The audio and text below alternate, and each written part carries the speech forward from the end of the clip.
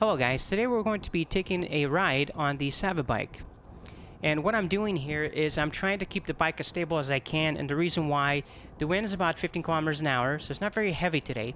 However, I don't have a gimbal on the action camera, it's just on a chest cam vest, so I'm trying to keep the bike as stable as I can. And by doing that, I'm on the second ring, the little ring, and on the 15-tooth sprocket, sometimes between the 15th and or 19th, I believe. I'm trying to keep the bike as stable as I can. If I went to the big ring and the smaller sprockets, I would have to move from side to side a bit more and push the body, so it would be less stable. So anyways, this is a simple ride. There's not going to be any racing with anybody here. This is just me soloing here. There'll be a few cars coming up, so it'll be very easy to see the road, so you can see how the bike tracks from side to side. And this bike, this particular model, has the Tiagra system, and it has SDI shifters, so side pole shifters. They're very sleek, very nice. The bike itself tracks excellent. It's very good. There's no road vibration, as minimal as possible. There's no shaking whatsoever from anything. I think that what Sava did, the assembly process of the Sava, putting it together, they do a very good job, okay? It's not the most expensive bike, but how they put it together, they do a very good job. The reason why is when you get this bike, you may have to re-index a bit, maybe the back. I didn't have to do anything with this bike when I got it. I took it out of the box and put the front wheel and went right to the outside and rode it. That's what I did. Other than that, that's it. That's what I did when I got the bike. The only thing that I have done since I got the bike was to open up the brakes a bit. I don't like riding with the brake pads too close to the wheel. It's not because the wheel is not true or anything like that. It's because I just don't like that. I like to have a little bit of gap between the wheel and the pad to give me tap shifting, a process in which you brake from the back to the front. Alternatively, you alternate the braking, you squeeze it into little bursts, and the reason why I do that is to go faster around corners, to track the corner better, because this way I can slow down to any speed I want. I did a video before of how this works. You go from back to front very fast. You don't squeeze the entire handle back. That's why you need that space opened up on the brakes, or it won't work.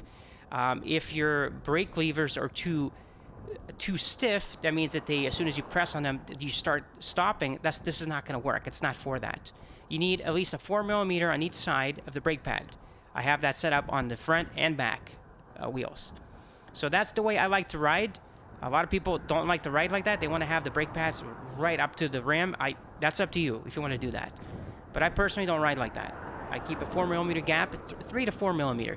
Sometimes if I want to go to a full stop, obviously I do the much faster back to front. And this is really almost like a car doing ABS braking. Now, aside from that, this is the best road I could find to ride the bike, in all seriousness, because we do have some sections of the roads around this area that are atrocious. I wouldn't even go with this bike. Or even the other one. There's some roads out here that I only take the GMC Denali just because it's an alloy bike and it's built like a tank. It will pretty much take a beating. But personally, spending the money I spent on this bike, and I know guys who spent $8,000 on bikes, I would never take the bike on those roads, okay? It's just nasty. You're looking for problems. So, aside from that, to me, in my opinion, I think that the bike itself was worth it. It rides very well.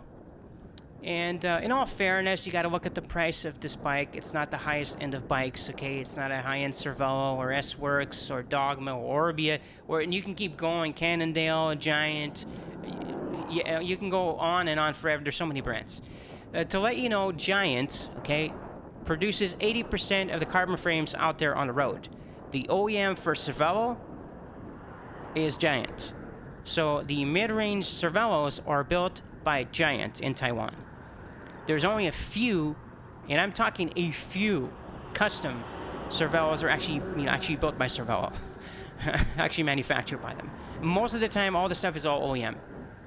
Taiwan and Thailand and Japan, they produce pretty much the bulk of all carbon frames in the world. So if you have a carbon frame that came or was assembled in Japan, you have a very nice carbon frame, okay? And then in this particular case, this frame is from Japan. So again, like I said before, you want to spend $15,000 on a Specialized, it's up to you. You do what you want. You do what you want with your money. If money's not important to you, then you spend even more on that. So to me, I was looking at the price, and I was looking at a budget of what I set to. I wanted a better bike, okay? And the thing is, you have to understand, I don't want a super light bike, because then I would just kind of defeat the purpose of it. Sure, it's nice to have a 6.8 kilo bike, but honestly, come on. What's going to be next? You need a 1 kilo bike to ride? Come on. So to me, this is a perfect weight. This one's 8.2. I can go even better because of the wheels. I can get carbon wheels and go down to 6.8.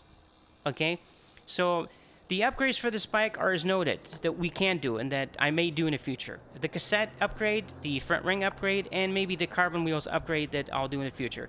So I hope you enjoy the ride. I'm going to stop the bike here, and I hope you've seen what the bike actually looks like when you're riding it. Thanks for watching, and I hope you appreciate it. Thanks.